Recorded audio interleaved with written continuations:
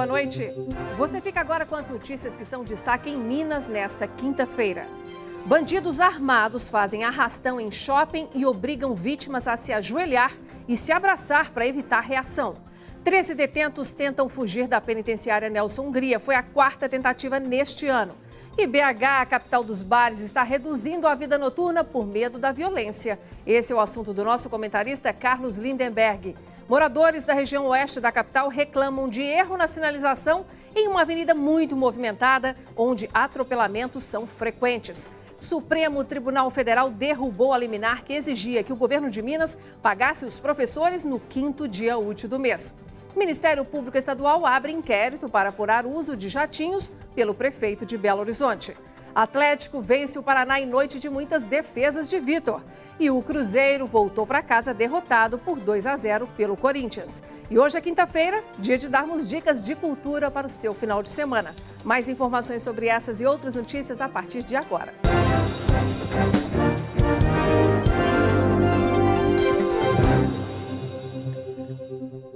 Pelo menos 3 criminosos fizeram um arrastão na noite dessa quarta-feira em um shopping de Lagoa Santa, na região metropolitana de Belo Horizonte. Várias pessoas foram roubadas. Nós vamos agora conversar com a repórter Luciana Viana, que tem mais informações. Luciana, mais um flagrante de violência urbana que entristece a gente, né? Boa noite. Exatamente, Nácia. Boa noite para você, para todo mundo ligado no Jornal Band de Minas. Pois é, um flagrante de violência urbana dentro de um shopping, né? Onde as pessoas buscam aí conforto, mas sobretudo segurança. 3 suspeitos entraram ali na área de alimentação com capuz e parte do rosto coberto. Pelo menos um deles aparece com arma em punho. Pessoas são obrigadas a se ajoelhar e a se abraçar enquanto celulares e bolsas de 18 vítimas eram recolhidos pelos suspeitos que conseguiram fugir em um carro que foi localizado pela Polícia Militar graças a um celular de uma das vítimas que tinha rastreador. 2 suspeitos conseguiram fugir, um foi preso, a arma foi apreendida. O Shopping Laguna Mall afirma que medidas estão sendo tomadas em conjunto com a Polícia Militar para apuração do fato e reforço na segurança do local. Apesar de disparos, Inácia, na saída do shopping no momento da fuga, ninguém ficou ferido, não. Pelo menos isso, então, de bom. Obrigada, viu, Luciana? Bom, e já está sendo investigada a nova tentativa de fuga que ocorreu na madrugada de hoje na penitenciária Nelson Hungria, que fica em Contagem, na Grande BH. Segundo a Secretaria de Estado de Administração Prisional, os 13 detentos chegaram a serrar as grades das celas, mas foram pegos antes de alcançar os muros. O Ministério Público de Minas Gerais instaurou um inquérito para apurar possíveis irregularidades nos gastos realizados pela Prefeitura de Belo Horizonte para o fretamento de jatinhos para uso do próprio prefeito, do seu secretariado e para o ex-ministro Helder Barbalho. No total, o Executivo Municipal teria gasto mais de R$158 mil. Por meio de nota, a Prefeitura informou que ainda não foi notificada sobre o assunto. Moradores do bairro Jardim América, na região oeste da capital, reclamam da insegurança no trânsito de uma das principais vias da cidade, a Avenida Barão Homem de Melo. Quem circula ali pelo local garante que os atropelamentos são constantes. O trecho onde os moradores dizem acontecer os atropelamentos fica entre as ruas Gustavo Cândido de Souza e Tibiriçá. Uma das reclamações é sobre a sinalização.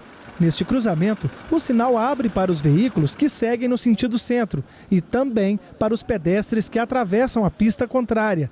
Mas o carro que faz o retorno, permitido neste ponto, pode encontrar um pedestre terminando a travessia e a situação acabar em acidente. Todo dia. Ontem teve aqui, você pode ficar aqui, todo dia você vai ver. Alguns moradores reclamam da falta de visibilidade em certos lugares. Neste trecho, por exemplo, o ponto de ônibus e a banca de revistas atrapalham o pedestre a ver se algum veículo vem vindo.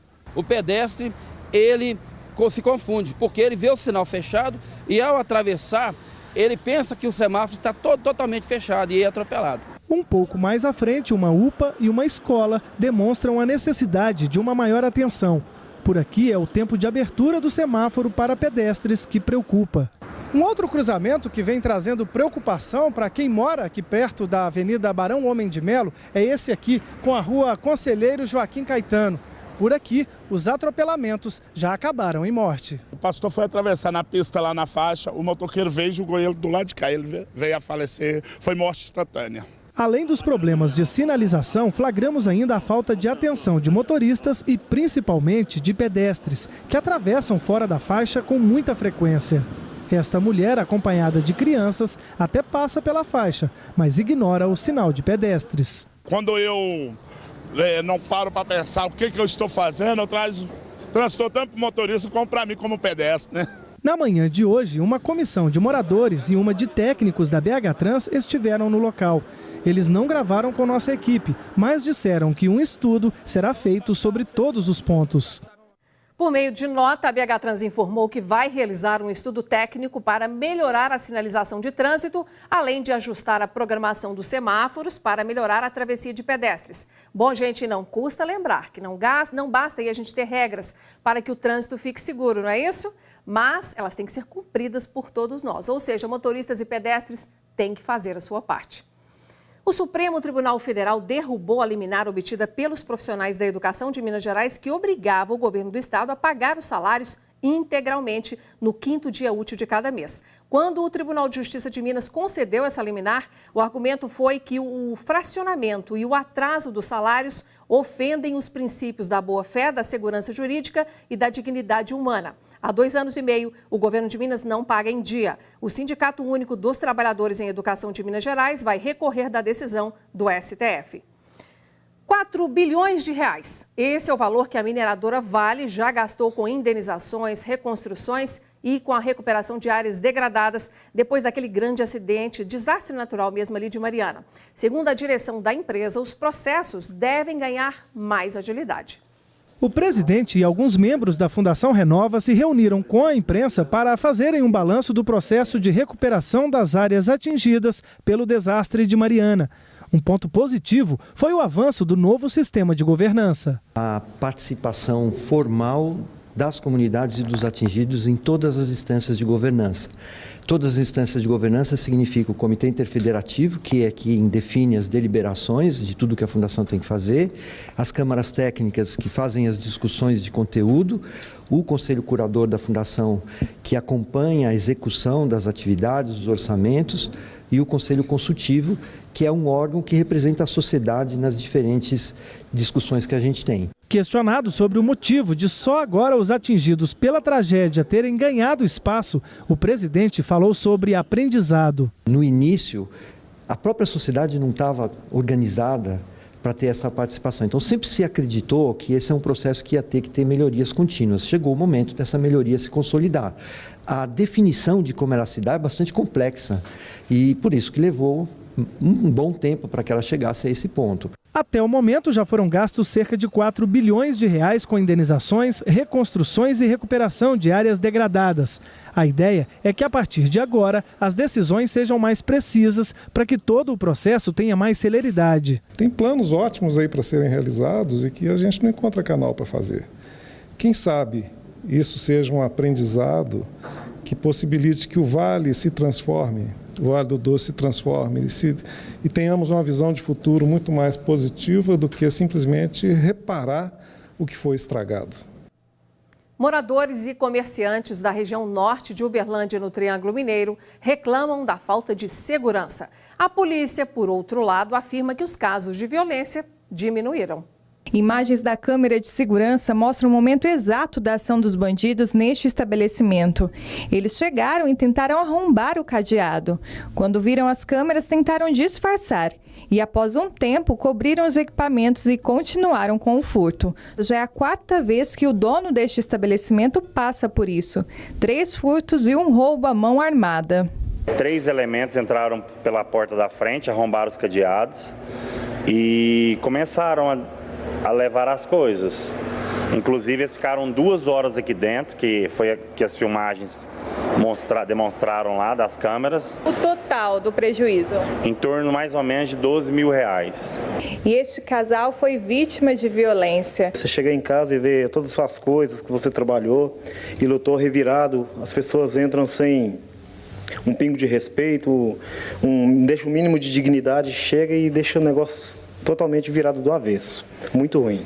Além do prejuízo de R$17 mil, eles tiveram que tomar outras medidas e investir em segurança. Nós tivemos que arrumar o portão, fazer umas modificações nele, colocamos uma concertina e fizemos um seguro da casa e pretendemos colocar câmeras também. Apesar da sensação de insegurança, a Polícia Militar aponta redução na criminalidade na região norte da cidade. Pelo controle nossos dados estatísticos, nós estamos com a redução de aproximadamente 50% dos nossos crimes em relação ao mesmo período do ano passado, nesse primeiro semestre, né? Um crime ou outro vai acontecer, mas a gente vai estar sempre patrulhando, sempre lançando policiamento em cima desses locais aí para a gente evitar reincidência. Por que será que acontece essa diferença entre a percepção das pessoas e os números registrados, né? A verificar. Bom, gente, o outro assunto que nós trazemos para vocês agora é sobre os bares. Aqueles que deram título e fama à nossa capital andam meio desanimados. Na contramão das grandes metrópoles, onde estabelecimentos funcionam 24 horas por dia, alguns barzinhos aqui da cidade estão fechando as portas mais cedo. O motivo? Falta de segurança, o medo que a população sente e a crise financeira. 28 bares a cada quilômetro quadrado, dados da prefeitura da cidade. É claro que estamos falando de Belo Horizonte, a capital brasileira dos botecos. Só que apesar da fama de noites e madrugadas agitadas, a Associação Brasileira de Bares e Restaurantes afirma que poucos lugares têm ficado abertos até mais tarde. Não é que o Belo Horizontino tenha parado de frequentar os bares da cidade, mas os hábitos de consumo mudaram. Segundo a Abrazel, as pessoas têm optado por chegar e sair mais cedo dos estabelecimentos. A lei seca, que realmente pegou, né, na nossa cidade, então tira um pouquinho do consumidor, que normalmente gostava de sair mais tarde, tinha uma vida mais boêmia, de ficar consumindo mais próximo de casa. Não é que ele está deixando de ir ao bar, ele está frequentando. Os bares você pode passar finais de semana ou até mesmo dia de semana, 18, 19, 20 horas, está tudo cheio. Porém, depois de um certo horário na madrugada, muitas casas já preferem fechar o seu estabelecimento por questão de custo e a questão mesmo de segurança do próprio patrimônio, né? Até por questão de segurança, a gente está preferindo usufruir dos bares num período mais não tão muito tarde igual era antigamente. Hoje a gente prefere até a parte da tarde, a gente acha melhor, mais conveniente. Conhecido por ficar aberto 24 horas durante os fins de semana, este bar e restaurante no bairro Santa Teresa, uma das regiões mais boêmias de BH, hoje fecha as portas mais cedo. Hoje a gente não está sentindo mais essa necessidade. E como que a gente sentiu isso? Pelos próprios clientes. Os clientes hoje eles não ficam até mais tarde. Então dá em torno de 2, 3 horas da manhã, principalmente dia de semana, já não tem mais nada. Então a gente fecha. E final de semana, sexta e sábado, a gente fica até mais ou menos 5, 6 horas da manhã. Mas 24 horas hoje a gente não fica mais. E como a segurança é pauta constante de empresários e consumidores, a polícia diz que tem reforçado o patrulhamento na região. A base de segurança comunitária ela é um complemento do nosso policiamento, ou seja, ela não entra substituindo nenhum tipo de policiamento. Então, nesse horário, nós temos também a base com as motocicletas, mas o policiamento diuturnamente, ele é exercido através das viaturas com patrulhamento. Nós temos as modalidades de ciclopatrulha, que são as bicicletas, e o policiamento a pé também. E é exatamente essa insegurança que está tendo aqui em Belo Horizonte o assunto do nosso comentarista de temas aí ligados à cidade, o Carlos Lindenberg. Boa noite, Lindenberg. Boa noite, Inácia. Lindenberg, você vai se lembrar, como eu, que Belo Horizonte já se gabou aí no passado de ser uma das capitais mais seguras do país. Você acha que a gente consegue recuperar esse título? Na cidade dos bares e restaurantes, chamados barzinhos, né, Inácia? Era a capital dos barzinhos. Bom, o que tem que estar vendo aí? Nós temos aí uma combinação de dois fatores realmente perigosos, explosivos até. De um lado, a segurança. De outro lado, a crise econômica. Eu conversei agora há pouco com um proprietário de um bar ali no São Pedro, no São Romão, a rua São Romão ali, e ele estava dizendo exatamente isso. Quer dizer, são as duas coisas que estão acontecendo. De um lado, tem isso, uma certa sensação de insegurança. Tanto é que esses bares agora, Inácia, eles agora estão contratando os seus próprios seguranças. Uhum. De 3, 4 meses para cá, segundo esse proprietário do bar ali no São Pedro, eles estão contratando os seus próprios seguranças. Ou segurança velado, ou segurança aberta, ostensivo mesmo. Né? O sujeito lá de preto, aquela coisa toda. Isso tem dado uma sensação de segurança para os frequentadores desses bares que têm essa segurança. Agora, dificilmente, se não ultrapassarmos essa crise econômica que afeta diretamente o bolso do consumidor, a gente não vai conseguir recuperar esse tipo de capital do barzinho, não. Vai ficar complicado. Pois é, porque realmente a falta de emprego leva muitas pessoas aí, né, às vezes de caráter mais fraco, aí para o crime, para tentar garantir algum tipo de alimento, algum tipo de sustento, né? Sem dúvida. E aí acontecem os assaltos, né? E assalto é o quê? Quem está aberto de madrugada. Só que esses bares e restaurantes estão agora contratando seus próprios seguranças. Então você tem a Polícia Militar, a Guarda Municipal e agora o segurança particular. Mas custo extra no momento de crise econômica também não funciona, né? Não funciona. Obrigada, viu, Lindenberg? Até semana que vem. Até. E moradores do bairro São Bento, na região centro-sul da capital, esperam há anos pela construção de um parque ecológico em uma área preservada ali de cerca de 30 mil metros quadrados. Hoje, o que se vê é apenas mato alto e muito lixo acumulado. 33 mil metros quadrados de área verde no bairro São Bento, região centro-sul de BH. Um parque que já tem até um nome, mas não se parece nem um pouco com um. Já recebeu o nome que chama Paulo Beruti. Ele foi concebido quando da criação do loteamento e doado à prefeitura para que aqui fosse criado o Parque São Bento. O local nunca recebeu nenhuma obra e o que chama a atenção é a quantidade de fezes de cavalos. E há 40 anos abandonado, sem receber limpezas com regularidade, o resultado é esse: mato alto e muita sujeira, o que tem preocupado moradores. Tem muitos animais silvestres aqui, possivelmente roedores, ratos, escorpião. Tem também a questão da segurança patrimonial da igreja. Algumas pessoas invadem, ultrapassam o muro de divisa, tá?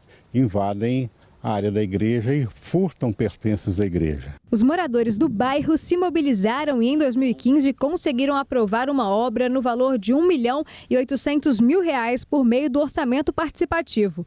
Mas essa reforma ainda não tem previsão de começar. Um espaço para caminhada, um espaço para convivência entre as pessoas, um teatro de arena, equipamentos para a criança poderem brincar, equipamentos de ginástica e muita vegetação para manter a fauna existente no local. Segundo a Prefeitura, o Parque Paulo Beruti ainda não foi construído porque não houve tempo hábil, mas que o projeto está em fase de licitação. Informou ainda que as ações de poda, roçada, capina e limpeza no local já começaram. A Polícia Militar informou por meio de nota que, diante dos fatos relatados pelos moradores, intensificou o policiamento no bairro São Bento. Já a igreja, que citamos na reportagem, confirma que ocorreu mesmo um assalto há 4 meses, gerando um prejuízo de mais de R$6 mil. E a seguir os destaques do esporte, o Atlético venceu por 2-0 o Paraná e o Cruzeiro perdeu para o Corinthians pelo mesmo placar. Os gols depois do intervalo.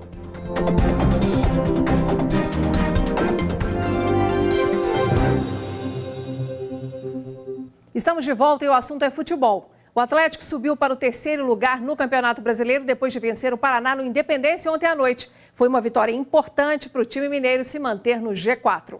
Mais longe que este chute do Leandro Vilela, só a emoção no começo de jogo. O primeiro grito da torcida atleticana foi aos 30 minutos e para pedir falta no Ricardo Oliveira neste lance. Tudo bem que aí o Paraná melhorou. O Vitor fez boa defesa neste chute do Nadson. Aos 39 minutos, o Galo, que não havia finalizado nenhuma vez para o gol, marcou. Léo Silva, de cabeça, 1-0. E se para os atleticanos já não estava muito fácil, a segunda etapa começou pior ainda. Outra defesa do goleiro, e essa foi bonita, com as pernas. E o Vitor, que estava bem na partida, quase aceitou esse gol do Júnior. Mas a bola não entrou e o Patrick mandou para escanteio. Depois de tanta pressão do Paraná, gol do Galo. O Caio Henrique fez uma lambança, deu um presentaço para o Elias, que não perdeu. 2-0 e alívio para a massa alvinegra. Foi uma partida complicada, é verdade, mas a vitória veio, a primeira do Atlético depois da parada para a Copa do Mundo. Com o resultado, o Galo se garante no G4, pode terminar a rodada na 3ª posição do Campeonato Brasileiro. Tudo vai depender do Internacional, que joga aqui mesmo, no Horto, contra o América. Eu sei que não foi o melhor futebol desenvolvido por nós aqui dentro do estádio, mas eu peço a compreensão da torcida para compreender que dessa vez a gente jogou para vencer, jogou para conseguir os 3 pontos, acima de tudo. E isso a gente conseguiu. A partida foi duríssima, o Paraná fez um grande jogo, eles estão de parabéns também, mas a gente soube se portar, soube ter um espírito coletivo suficiente para a gente fazer o resultado. E no jogo de ontem, o jogador Leonardo Silva se tornou o zagueiro que mais fez gols na história do Brasileirão, grande marca. E ainda falando sobre o Atlético, o Casares não será mais emprestado a um clube de Dubai. Nosso repórter e comentarista André Salles já está conosco para comentar as notícias do esporte. Boa noite, André. Boa noite, Nácia. Boa noite a todos. André, por que o Atlético desistiu de emprestar aí o Casares? Pois é, o prazo, né? O prazo o Atlético tinha colocado até hoje, realmente, até ontem, na verdade, para finalizar tudo. E aí o time acabou, melou, digamos assim, né? Como a gente usa. E aí realmente o Casares continua. E aí o Atlético tem o Casares, tem o Natan, que foi apresentado há pouco. O Tomás Andrade faz essa função. O uruguaio Davi Teranz. Então são muitas possibilidades para a armação das jogadas do Atlético agora. Tá certo. E a gente fala agora, então, sobre o Cruzeiro que ontem perdeu para o Corinthians, lá em São Paulo, né? O time paulista fez 2 gols e o Cruzeiro nenhum. O técnico Mano Menezes mudou 5 vezes o time. André, você acha que essa história de rodízio aí que o Mano Menezes gosta tá dando certo? Deve continuar? É sempre muito polêmico, Inácia, porque o Cruzeiro tem uma série de jogos incríveis, né? Assim, de pouco tempo. E nós estamos vendo o gol do Corinthians, o primeiro, né? O Romero, depois o Romero fez o segundo gol. O Cruzeiro fez uma boa partida, até dominou as ações, mas realmente o Corinthians foi mais eficiente, aí não dá para questionar. Mas falando sobre o rodízio, Inácio, é jogo quarta, domingo, sábado, enfim, o Cruzeiro está jogando de 3 em 3 dias e meio, então é muito intenso e o Mano está tentando rodar o elenco, acho que não dá para questionar muito. Talvez ontem ele tenha pesado um pouco na mão e tirado muitos jogadores, mas ainda assim o Cruzeiro jogou bem, saiu com uma derrota, na minha opinião, injusta. Então tá bom, a opinião do André vale aqui para o nosso torcedor. E daqui a pouco, às 8 da noite, o América vai entrar em campo contra o Atlético Paranaense na Arena Independência. E será a estreia do técnico Adilson Batista no comando do time. André, comparando aí com o último jogo, ele mexeu demais na escalação? Pois é, a escalação quentinha, né? Você acabou de sair e mexeu muito. E pelo que eu vi ali, eu acho que o Adilson Batista tentou colocar jogadores mais experientes, né? Então, o Wesley fazendo a trinca de meio campo com o Juninho e o Donizete, então são 3 volantes. O Rui retornando à armação. O Giovani, que é um lateral muito ofensivo, foi pro ataque. Então ele está fazendo um time bem conservador e bem experiente. Por quê? O América voltou à zona de rebaixamento, não vence há muito tempo. Então tem um jogo muito complicado contra o Inter, que é o 4º colocado. Pode até passar o Atlético se vencer. Então é um jogo muito difícil. E o Adilson Batista, então, apostando na experiência, num time mais fechadinho, para quem sabe o América arrancar um empate, às vezes beliscar um gol aí e sair com a vitória. Tomara que dê certo, que o Coelho está precisando dessa alegria, né? Pois é, bom para todo mundo, inclusive para o Atlético. Amanhã você volta com a análise. Obrigada, viu, André? Valeu. E você já sabe o que vai fazer no final de semana? Ainda não? Depois do intervalo, você confere as dicas da nossa agenda cultural.